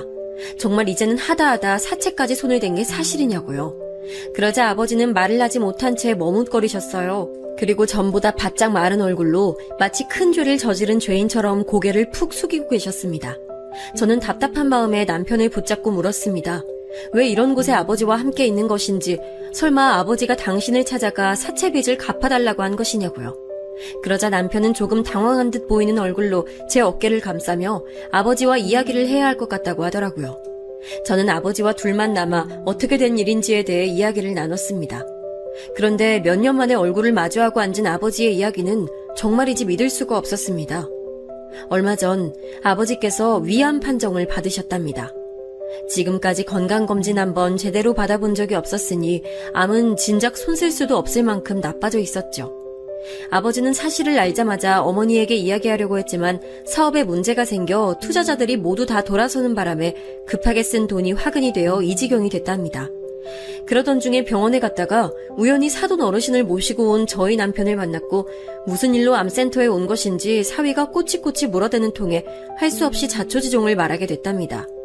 아버지는 지금까지 하나뿐인 자식이며 마누라에게 해준 것도 없으니 차라리 암에 걸렸다는 사실조차 말하지 말고 이대로 포기하려고 했었답니다. 그런데 김서방이 암이라는 게 다 처음엔 가능성이 없다고부터 말한다면서 지금 얼마나 힘드신지 누구보다 잘 안다. 지금부터 함께 노력하면 된다고 위로하며 우선 사채빚부터 빨리 정리하자고 했답니다. 그래서 저희 아파트를 담보로 대출을 받았다네요. 아마 그날이었던 것 같아요. 남편이 아무 말 없이 다시 제 곁으로 돌아와 준 것은 말이죠. 저는 아버지의 이야기를 다 듣지도 못하고 그 자리에 그대로 주저앉아 오열했습니다. 부모란 영원히 제게 상처만 주는 존재라고만 생각하며 평생 원망만 하며 지냈는데 정작 힘들고 고달픈 부모를 저 또한 모르는 척 외면하고 있었다는 생각이 들어서요. 아버지는 주저앉은 제 앞에 함께 주저앉아 자신이 못난 아비라 미안하다며 저를 끌어안으셨습니다. 그날 이후부터 우리 가족은 많은 것이 달라졌습니다. 제 못난 부분들까지 모두 다 감싸 안아준 것만으로도 고마운데 남편은 시어머니께서 암을 완치한 경험이 있었으니 병원이며 식당 관리까지 공부해 저희 아버지를 위해 많은 것을 도왔어요. 그리고 엄마는 젊어서도 그렇게 고생을 시키더니 결국 다 늙어서도 짐이라며 매일같이 아버지를 구박하긴 하셨지만 그래도 아버지의 곁에서 저와 함께 최선을 다해 간병에 힘쓰셨습니다. 우리 가족은 언제나 서로를 미워하고 원망하고만 있다고 생각했었는데 어디에도 없을 착한 제 남편 덕분에 우리 가족도 서로를 위하는 방법을 조금씩 배워가고 있는 것 같았죠. 그리고 저도 앞으로는 남편에게 모든 숨기는 것 없이 좋은 배우자가 되어주겠다 마음 깊이 다짐했습니다. 제가 평생 꿈꿔왔던 것처럼 사랑하는 사람들과 단란하고 안정적인 가족을 만들기 위해서 말입니다.